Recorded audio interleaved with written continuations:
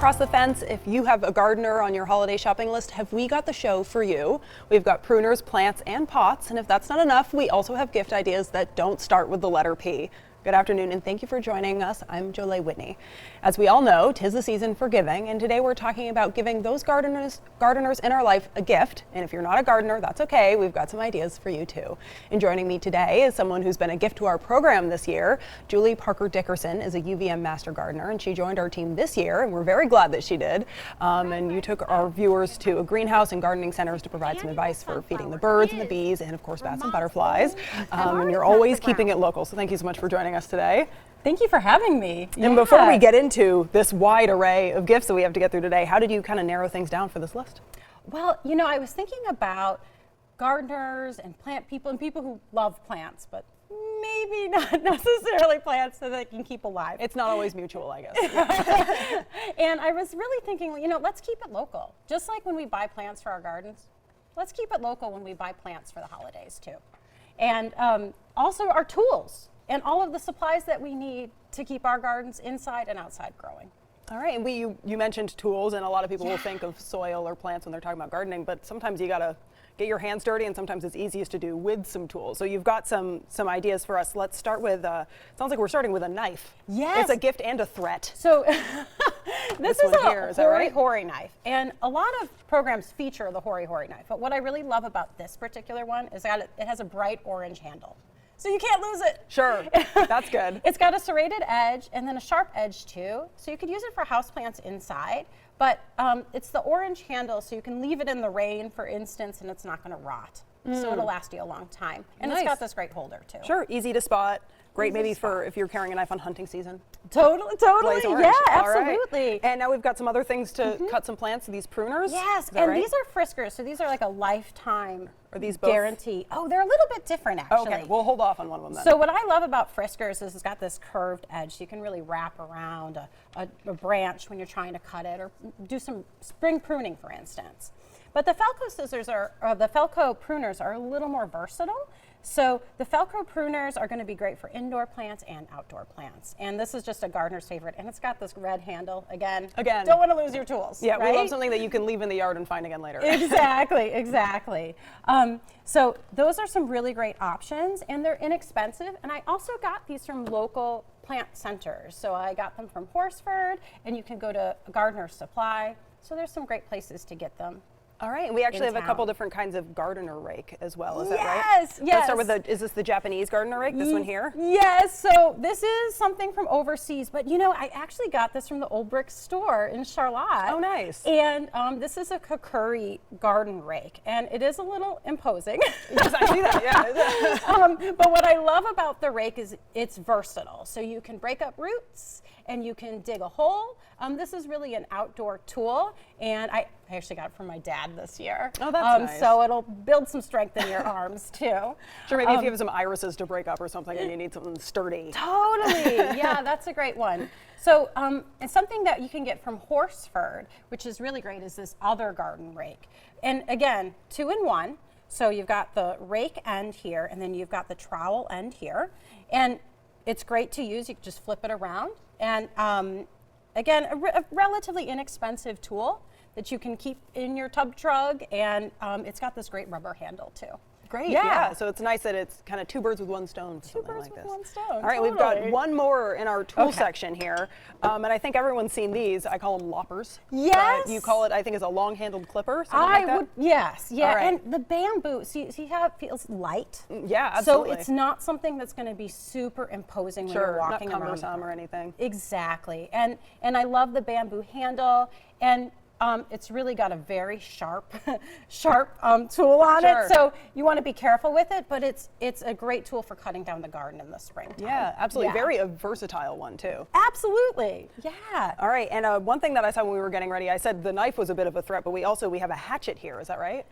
Oh, well, we looked at the Japanese hatchet, yeah. Right. But that's the same one? Yes, if we can look at some gloves, I would love to do that. Because gloves are a super inexpensive gift to give to somebody. And one of my favorite things about gloves is that it really, you know, you can show a lot of care. It keeps people's hands warm, right? Absolutely. So I have a pair of rubber gloves here that I got actually at Gardener's Supply again. And what's great about these gloves is that they're pretty warm on the inside. So they're going to keep your hands dry, especially when you're out in the early spring. And sometimes the ground can be so cold even when it feels warmer out. Absolutely, yeah. So one trick though, okay, is that if you're buying gloves for somebody, you have to know their hand size. So for instance, I know that my dad's going to need a large set of gloves, but I have really small hands. So I buy kids' gloves. Oh, so maybe you ask a significant other or something. Yes, yes. Ask a partner. Sure. Or, do something fun with your friend. Be like, hey, what size is your hand? Oh my gosh, we should. Exactly. Exactly. Exactly. So what I love about these, again, a rubberized glove. But if you know that your friend or your gardener in your life is going to be working with roses or going to be working with maybe raspberry bushes, try a leather glove. Oh, that's a good idea. And so these are really great. Again, Horsford carries these. These are Felco, the same brand as those red clippers, and they're just going to be a really nice insulated glove to work during the cooler months. Sure, it's also nice for the thorns. Absolutely. And Felco also has another one that's leather and it's fabric too. So a little bit of both. A little bit more breathable. Yeah, absolutely. A lot of different options there. And a lot of really popular gift this time of year is houseplants. Yes. And I have a couple, but I'm always looking for advice. So what do you recommend? Yeah, well, poinsettias are great, right? Very seasonal this time of year. Very seasonal. But they grow in the tropics. And then they drop all their leaves in February. And I thought I was killing them, but it turns out that's just part of the process. It is. This is great news. But outside of a poinsettia, a lot of people like to buy a Norfolk pine. So I've actually put it in this really cute hedgehog pot that I found. Very nice. And a Norfolk pine wants to be soft. So you want to keep it moist. Sometimes I even like to put some moss at the bottom so it keeps it moist in there. And again, this grows to a huge size in the tropics. So if you want it to grow huge in your house, you're going to have to keep it a little bit moist and give it indirect sunlight. But I like to dress these up in my house with ornaments. Sure, yeah, so it can be seasonal or it can also just be a year-round joy. Absolutely. All right, and you've got a plant here, and I owned one of these a little while ago, and I won't say what happened to it. Oh, no. Its fate is undetermined, but it's a beautiful plant. So yes, this is a monstera, and what I love about this plant is that it will dry out, and then you just dunk it in a bucket of water for 15 minutes, maybe once a week, maybe once every 2 weeks when it gets dry.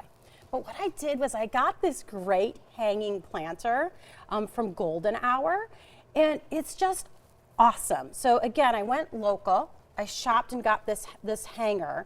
And so if you don't have a lot of space in your house, or let's say you're buying for a houseplant person, because houseplant people always want more houseplants. Oh, don't we always? But don't always have room.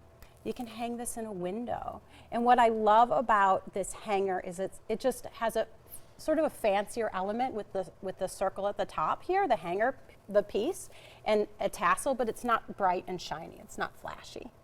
So it can go in anybody's house. All right, it's also a nice craft, maybe obviously buy local if you can, but like a nice craft for the kids if you want to teach them how to macrame. Absolutely, you can make it yourself. All right, and you've mentioned a couple times a couple of the pots you have here, and it sounds like you're not always buying those from a gardening store. Sometimes you find them in the wild, so to speak. Yes, absolutely. So I love to go to a thrift store. So instead of buying a pot for $20, sometimes they could be even more. Go to a consignment gallery. Go to the thrift store. You can get things like pinch pots and this great pottery on this plant that's in the center of the table, sort of a plant, right? But these great pots cost between $5 and $10, and they can really dress up a gift without having a huge ecological stamp. Yeah, it's also unique. They're not going to see a bunch of other houseplant pots like that. Absolutely. All right, and you kind of indicated this one a little bit, and maybe cactuses seem like one of the easier plants to keep alive, and I bet this one's even easier. You've got a couple alternatives for the plant lover who maybe doesn't have the greenest thumb here. Absolutely. So if you have trouble keeping plants alive, what I love to do is get some things that are plant sort of adjacent. So this is a neon cactus light. I bought it from an artist off of Etsy. So admittedly, it wasn't local, but it was local to somewhere. Local to somewhere. It was an independent artist who makes these, and it's a rechargeable light, and you can keep it in the window, and it's nice this time of year. Add some music. Sure. Have a cocktail. It's also a nice Turn way, on your maybe light. if you love plants, but you work in a dark office or something like that. Something to spruce up the desk a little bit. Yeah, exactly. I did get this really great cactus, this little saguaro cactus from here. 35 millimeter lupin, who's a local artist. And another great low maintenance plant. Doesn't Absolutely, require yeah. water. Maybe. In fact, I think it's probably the best that you don't water it. Yes, maybe do a little vacuuming once in a while or dusting. Absolutely. And you have another plant that's not, Yes. this is a growing one. Yes. And you're going to have to remind me how to say this. Okay, this is called a kokedama. So a kokedama is a Japanese art form of potting a plant in a moss ball. This could be placed at the center of a table, but it could also hang from a window. And what I love about it is, again, it's low maintenance houseplant care. You dunk this in some water once a week, once every 2 weeks for about 15 minutes, let it drain out. So if you don't have a lot of space, the kokedama is a great option for a plant that can hang in a window. It'll last about 2 years, and then you want to repot it into something else. All right, well, we're almost out of time, but you have one more item that was specially made for you, so we'd be remiss not to mention it. Oh, yes. So I'd love to share with you a propagation station. So I've got two different kinds here. I've got a propagation station that could be used. It's a little bit smaller, so you could put plants in here, and it's a great gift to give somebody a plant start from your own collection. Absolutely. So this is made from mahogany from a local artist at Full Circle Woodworking, Jeff Miller. He'll actually be at the Hula Market with these. So this is one example. But if you don't want to put plants in here, you can always put spices, like spices from Red Wagon Plants. So they do these great. They're going to be at the Hula Market too. Or maybe even some maple spice from the Palmer House. Sure. The second propagation station I wanted to share, I actually have some plants growing in it, so it's going to be a great gift for a friend. So it's got these tall vases so you can really see the roots growing. And this is actually, this is made from some locally sourced wood. That's and beautiful. Again, Full Circle Woodworking made these, and they're just really cool. All right, well, I'm afraid we're out of time, but I'm glad we got to everything. We did. And I hope that we've inspired you with a gift idea for a gardener or a would-be gardener in your life this holiday season. And my thanks to the elves behind the scenes here who are a real gift at WCAX. This is Across the Fence. I'm Jolie Whitney. Have a good one.